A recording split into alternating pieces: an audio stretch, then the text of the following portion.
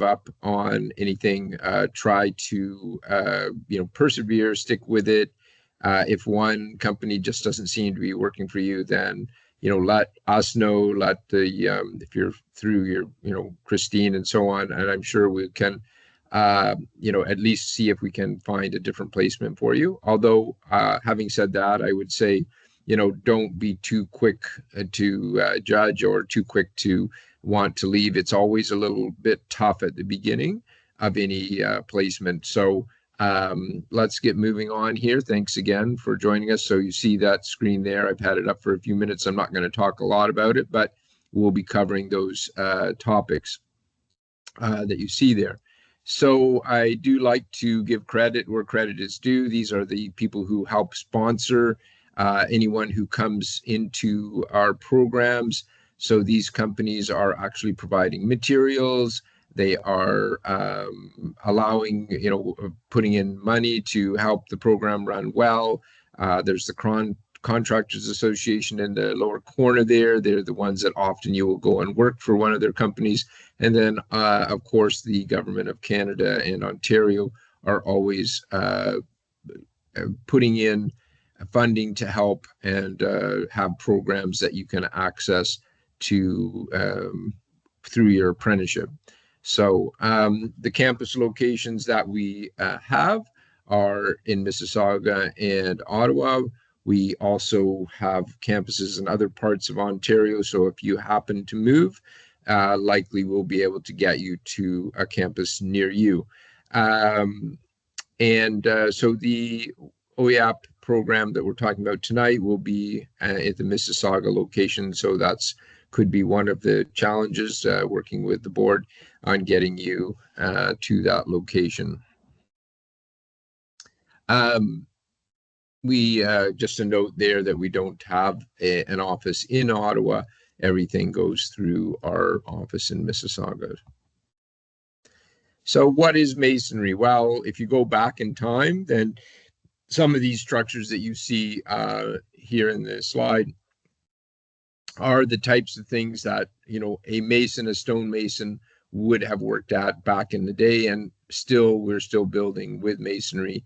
And so we see that these things stand the test of time, and that it's one of those things that if you ever get the opportunity, whether you decide to become a mason or not, to try and travel to some of these places is really inspiring to see how people could do some of the work that we see without any of the heavy machinery that we have available to us today. And so that would be, then. And now we have, different kinds of equipment. We have ways of moving up using scaffolding and so on. And if you were to join and become an apprentice, that what you would learn over time would be how to work with these various kinds of material. That it's not just one type of brick. There's hundreds of kinds of bricks. There's a lot of kinds of different blocks, lots of different sizes of units. When you get into stone, there's manufactured stone. There's natural stone coming, quarried right out of the ground and then cut up into smaller pieces so you're able to use them on the job site. So just a lot of different kinds of materials that you would see over a career in masonry. Sometimes you're going to build, walls that are, fairly simple in nature and, one color, one unit. That you're putting in, and other times it will be fairly complicated, and the designs can be, something that can be a struggle initially, but once you get the hang of what's going on, then you can enjoy, creating different colors, different patterns, different sizes of units, and so on. Using a lot of different power and hand tools will be something that you're going to learn how to do. Most of them specific to masonry, but there are a number of tools that might have some crossover into the other trades, or for some reason you might have to pick up what would say a carpenter's hammer versus a bricklayer's hammer. to be able to use that. Various drills and power tools are something that's fairly common on the job site today, and you'll be, experiencing how to use those, reading blueprints and understanding them, building codes and safety guidelines, safety courses that you may have taken some of these already in high school. Some of it may be a review, or we may be going a little more in depth and more specific to the trade that you're getting into. And one of the things that we do like to really mention is that being comfortable with heights is, I would say high on the list of prerequisites, shall we say. Now, everybody has, or most everybody has, a little bit of healthy fear of heights. You want to be safe, you want to work safe. But if you had an extreme fear of heights, not claustrophobia, but you just really felt like this is you couldn't stand being sort of 2 or 3 stories off the ground, then that's probably an indication that this is not a good trade to get into. I'm not saying that you couldn't find a spot, and so maybe there would be certain areas that you could still work in masonry and not have to work at heights, but they aren't very common, and so it would be a lot more challenging if that's something that really bothers you. We do like to let people know that you're starting out as a pre-apprentice or an OYAP person who is on your way to becoming a full apprentice in that little green box, and then becoming a mason after a certain amount of work and skills and knowledge being acquired. That's usually about 4 to 5 year period. And then you would start to have other options available to you. Just if you looking at the chart there, just to say that you don't necessarily have to be satisfied with getting to a certain stage and that's as high as you can go. There are other jobs or specialities that you can learn.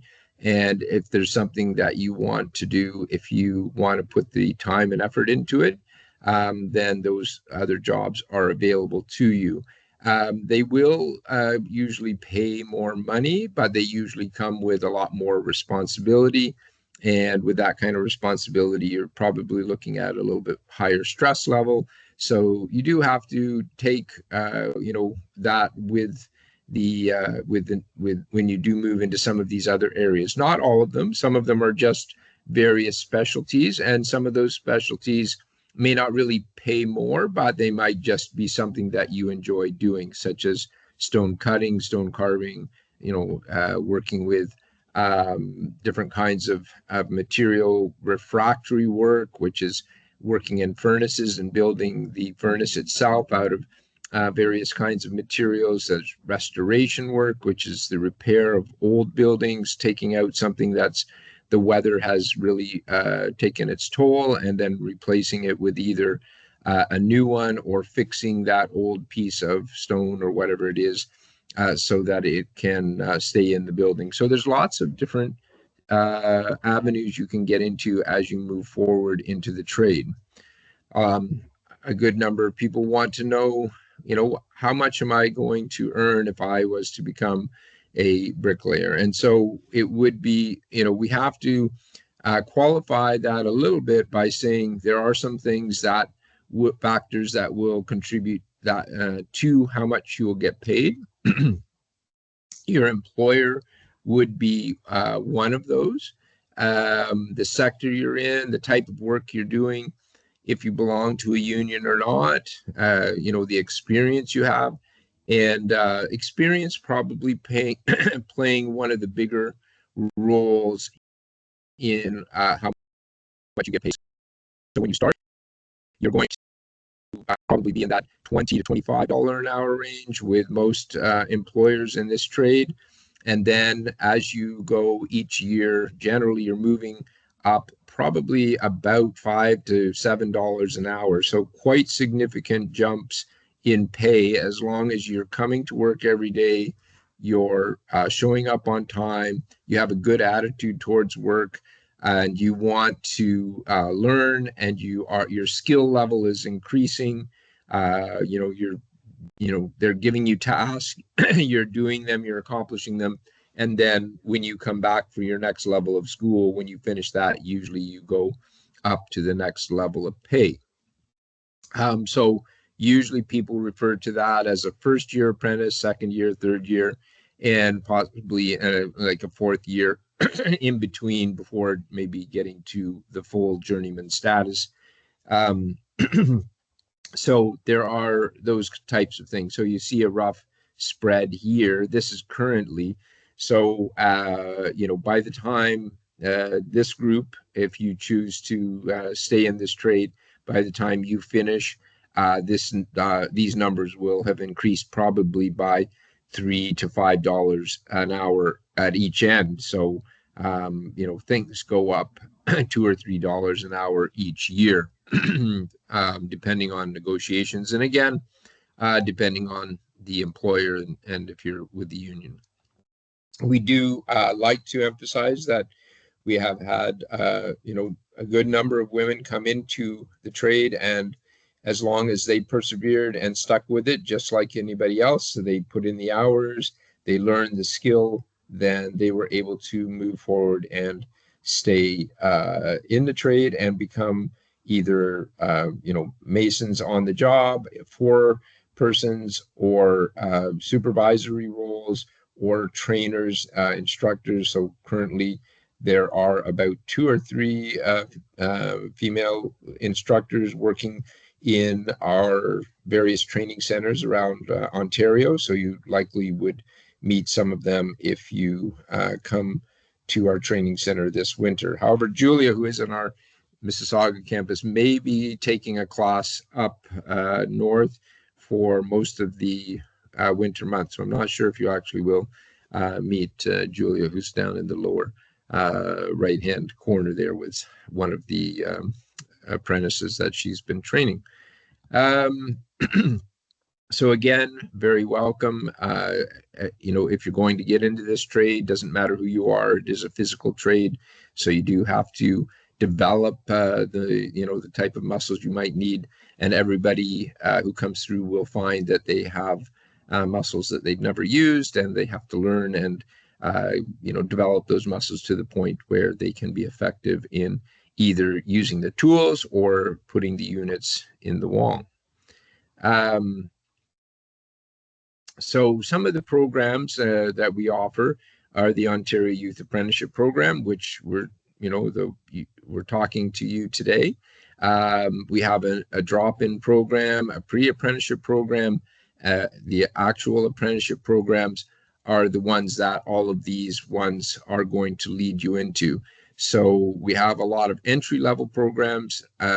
Specifically tonight, we're talking about the youth OEAP program, and you would move then into being a registered apprentice, and then through the apprenticeship program. The apprenticeship program, as I mentioned earlier, is about 4 to 5 years of work and in school. So what happens is you would go to work after your training session. In the case of an OEAP or a pre-apprentice who hasn't been registered as an apprentice, you would usually work for several years, a couple of years, before you return for level 2. Unless you're getting a lot of experience in that first year and a half, we usually suggest you work for about 2 years and then return for level 2. Then each year you would go back to work and come back to school. When you come back to school, you're going to come back for another 2-month session, or perhaps some specialty things that we offer as well, and then move through until you finish and write your certificate exam at the end. And that it for most people is around a 4-year journey, just keeping in mind that each time you are moving, each year you're moving up the pay scale. You are getting paid when you're on the job.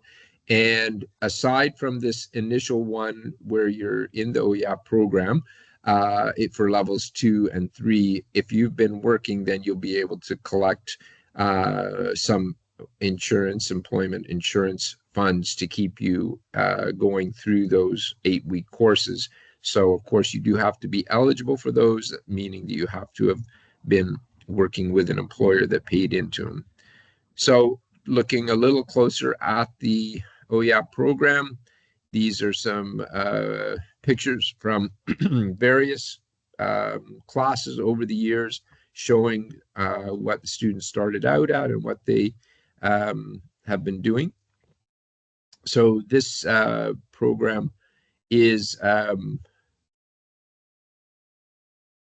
this is the way for you to get into an apprenticeship. And you're sort of filling out all the forms initially that are getting you started, because you are taking what we call the level 1 in apprenticeship in this course. So it is a pretty focused and concentrated program that you would be getting into.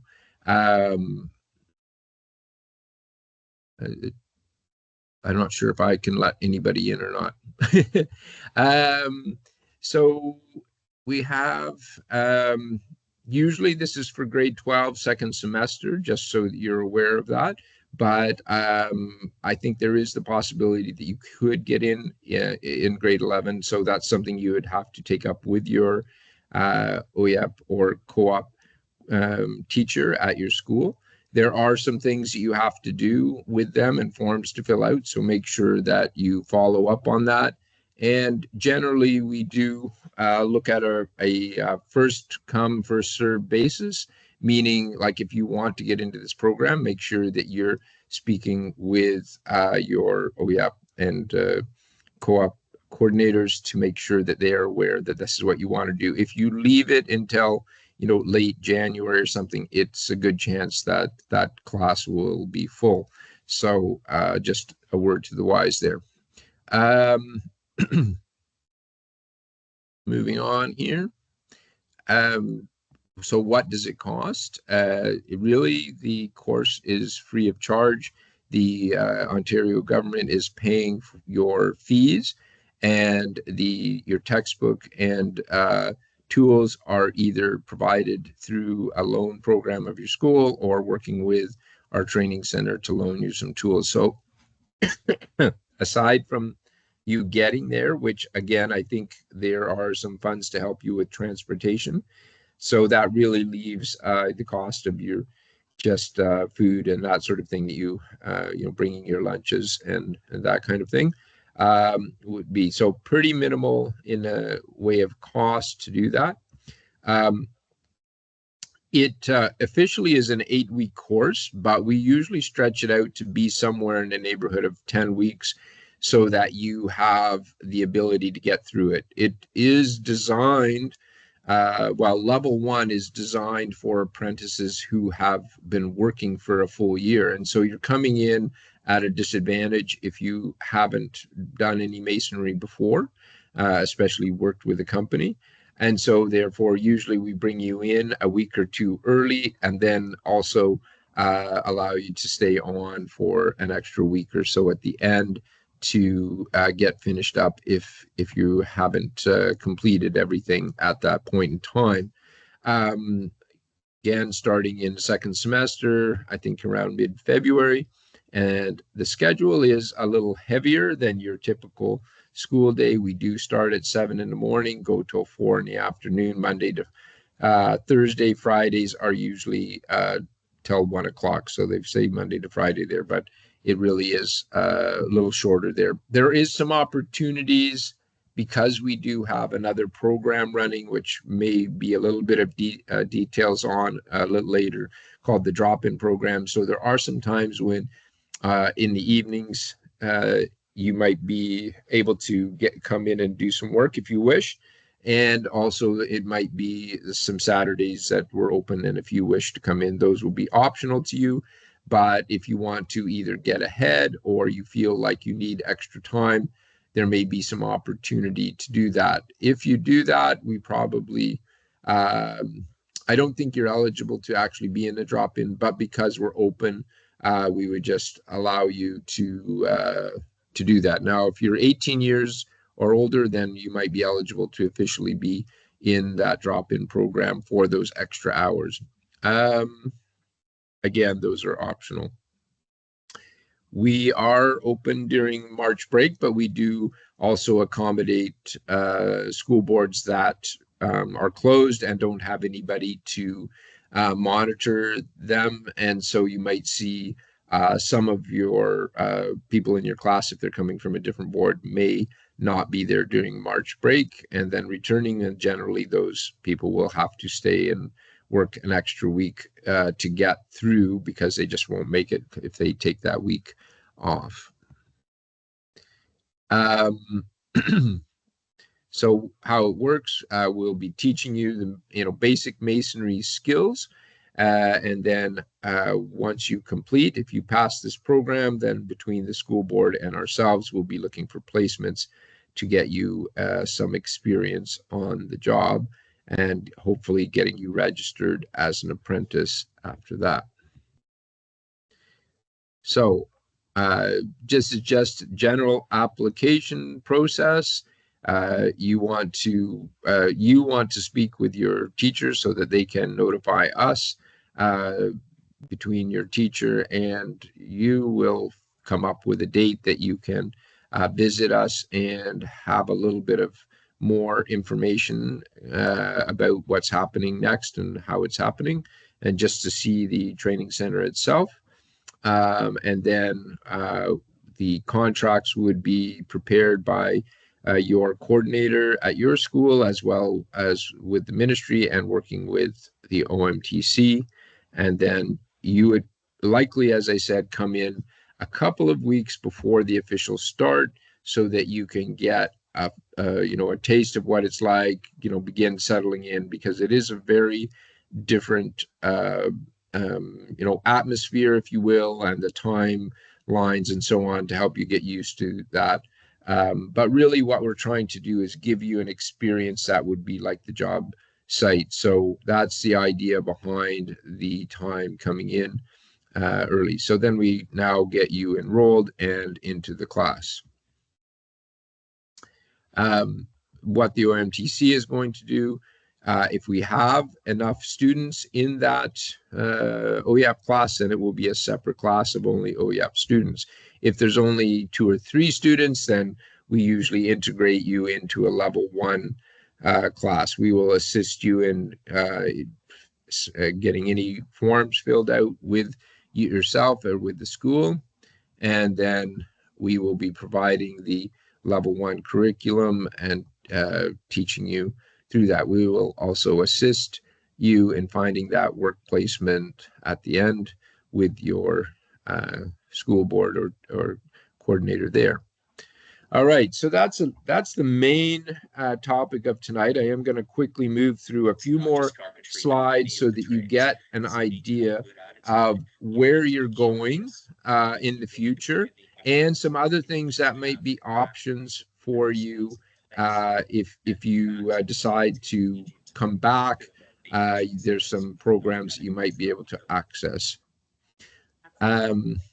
Everything going okay, Christine? Yes, I was in Okay. the carpentry one answering questions. But I knew what you were covering, so that's great. Okay. So we have 2 students here. You talked about the expectations, talked about the hours, right? Are you TDSB students?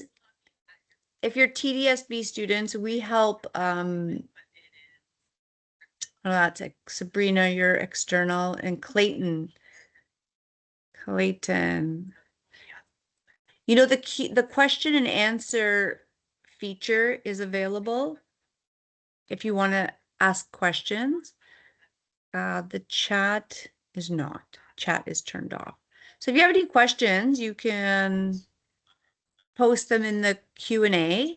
But I was going to say, if you're a TDSB student, last year we did ask the ministry to provide funding for transportation so that our students could get there on time.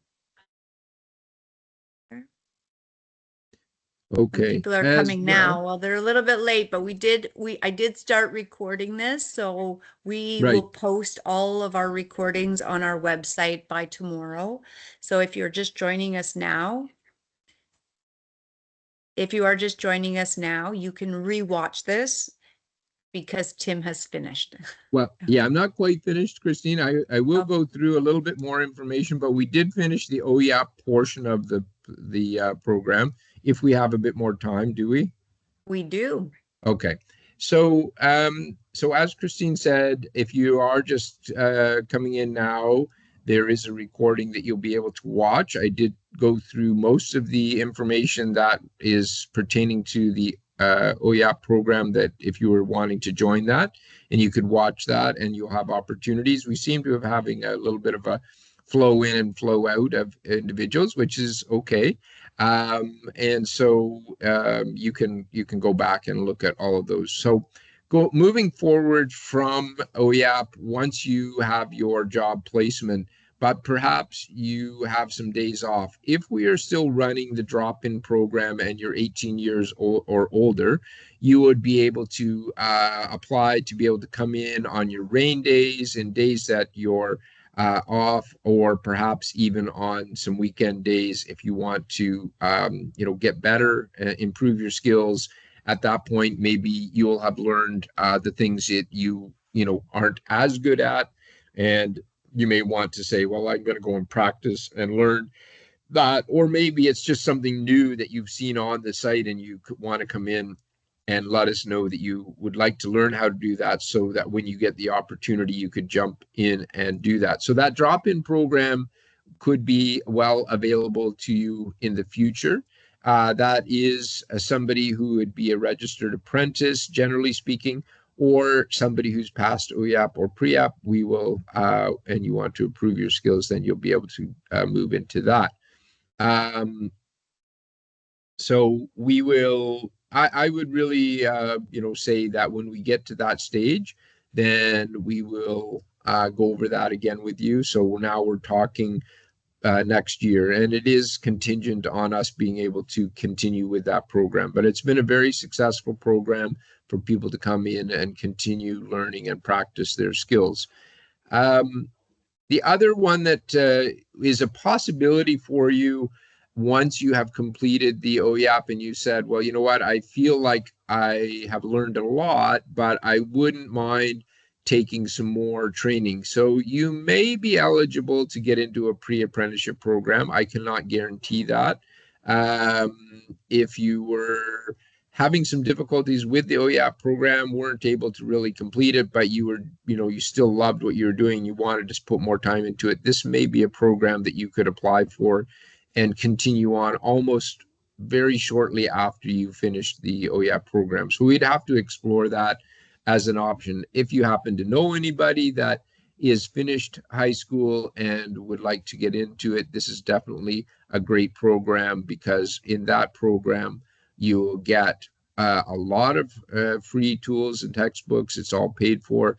And we've had a lot of people do very, very well at the pre-apprenticeship program. So lots of free stuff in that program that you don't usually get in any other program.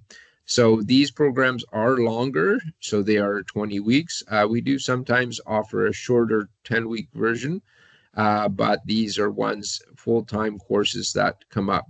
Again, if you don't get the opportunity to perhaps take the OEAP course, and you finish and you say, hey, I remember that there was this other course that maybe I could jump into at the Ontario Masonry Training Center, that would be an option for you to do. Things you need to be able to get in there: proof of age, your SIN number. If it starts with a 9, then there's probably some discussion around whether we can get you in or not. But in I think most of your cases that would not be. And then proof of education: you must have completed at least grade 10 in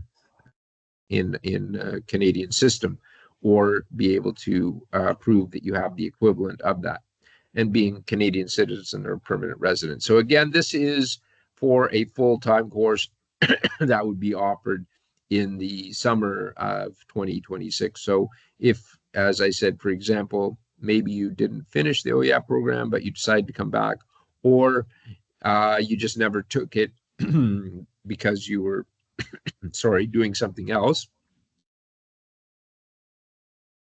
and then you want to circle back into masonry, then you could apply for this. All right. Um, Lastly, the apprenticeship program is something that you would all move into if you stick with it. And when you get into that apprenticeship program, you're going to move through the various levels of apprenticeship. We did touch on that a little bit earlier. And this is where people end up after they've taken those programs. So this is, as I said, 3 to 5 years or 5,600 hours in duration. And you would be at work and in school going through the various levels.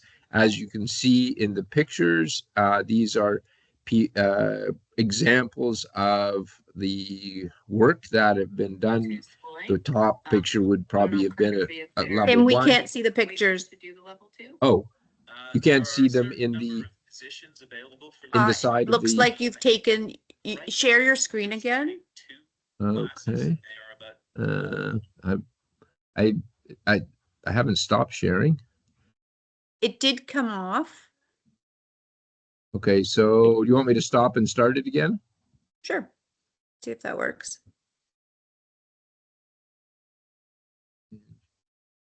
Unless it was only for me, but Uh,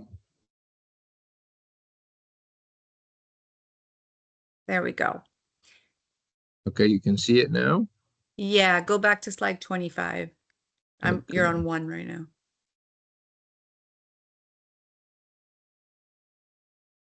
I got to tell you, kids, like the students last year, they had so much fun. And I would go visit them and they just loved what they were doing. And I was so impressed with their skill level. And they're still most of them are still working in the field. I'll tell you a little story. There was a student that was top of the class, always perfect work. But at the end, the employer, so all the students got a chance to work for an employer. And I think they worked for maybe 5 weeks for co-op, and then they were going to be hired. Didn't the one that got the top marks and had the most potential in my eyes, he didn't get hired because he was too cocky a little bit. Like he was too much of a know-it-all. And this other carpenter in the other session said it really well. You have to be coachable. You have to have a positive attitude and know that you are there to learn from the experience. You do not know everything. So in the trades, that really is one of the biggest, I would say, likable qualities is to be likable and to be teachable.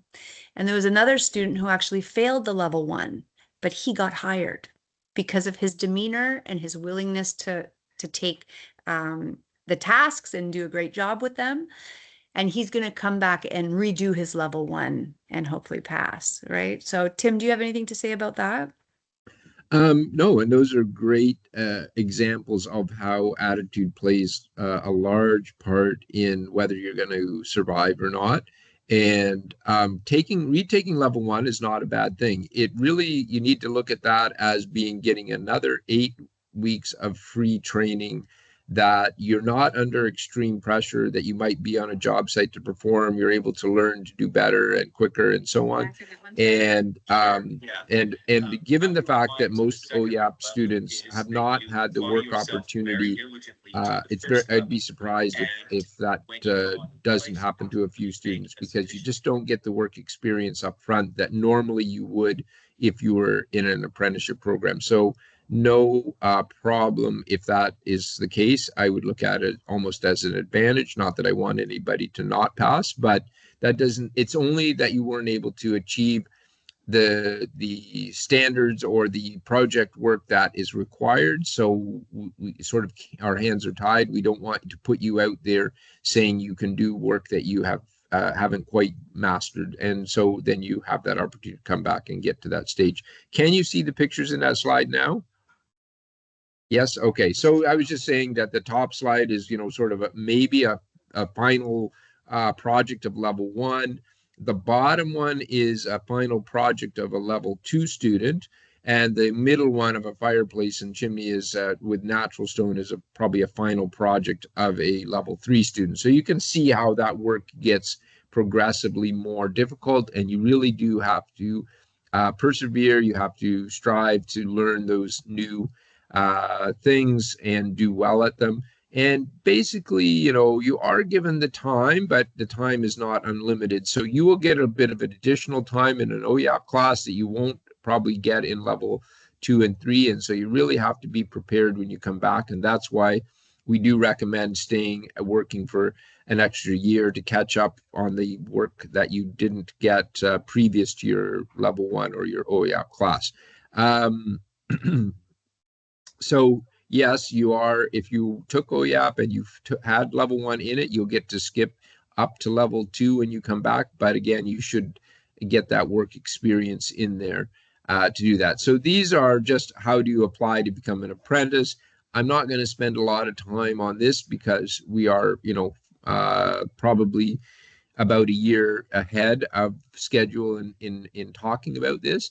And we can talk about this a lot more. Unless you have been working for, say, your dad's company or something like that, or your parents' company, had previous experience, then getting registered as an apprentice is probably going to be 6 months or a year down the road. When you're fully registered, you are going to be partially registered as an OYAP student, but to be fully registered and moving through the program, we need to get through that work placement and finish off that contract as an apprentice for you. So again, you can sort of see some interesting work there on this particular slide, and that's what you have to look forward to if you stick with it, and you will have the ability to build those things for yourself and others. In my journey, I was able to get to the place where now I, can put masonry on my own house. I've learned skills from other people throughout my career to be able to build. I can build a whole house or parts of the house, or the last few years since COVID, I put in an addition, did the stonework, did the siding, did the tile work, the carpentry. And when I needed help, I called people that I knew had the skills to help me out and move forward. And these are the kinds of things, if you get into the construction field, you'll be able to do for yourself.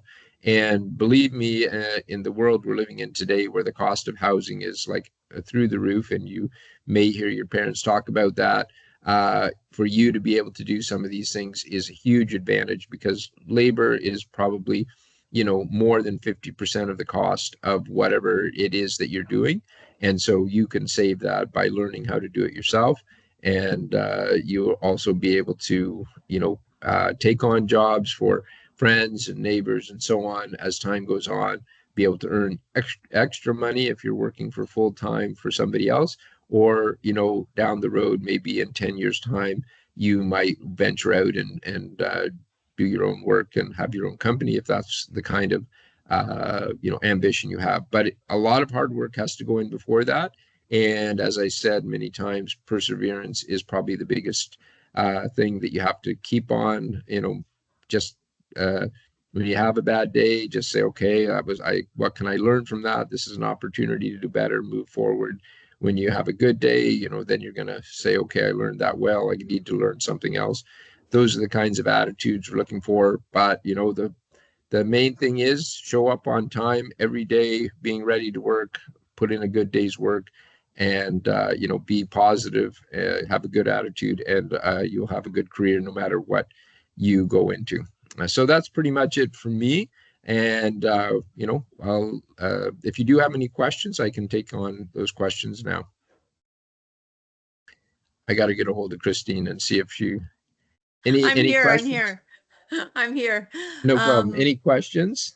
Yeah, any questions from the group? I mean, the click Q&A at the top and type it in, because I cannot control the chat. I didn't make the link, so I apologize for that. Now we are headed back to the original presentation. If you're TDSB, you can ask questions there or here. But if I don't see any questions, we're going to let Tim go because I know he goes to bed nice and early because he's up every day at 5 to get to the training center. Yeah, or 4:30? other places. Okay. Okay, it really is a great program. You're going to learn a ton. If you like the outdoors, you like working with your hands, please consider it. There is, for TDSB students, we do have a math test, entrance test. We'll work with you if we find that you need some assistance with just recovering some math concepts before heading into level 1. There is a textbook that's loaned to you from us. I'm sure, I apologize because I was in the other meeting, but please reach out to myself if you have any questions, and if I can't answer them, I'll reach out to Tim, but he's got the phone number and email address and website of the training center on there, so you can take a screenshot. This is recorded as well, and it will be posted on our website. Okay? Okay. All right, So we thanks. can, Thanks all for joining. And we'll probably see some of you do a quick tour if you decide to stick with it and come and see us. We'll arrange that before the class starts. Thanks very much. that's right. Thank you, Tim, for meeting with us this evening. Yeah, Good no seeing you problem. again. Okay, good. Seeing you too. Bye. All right. Take care. Bye-bye.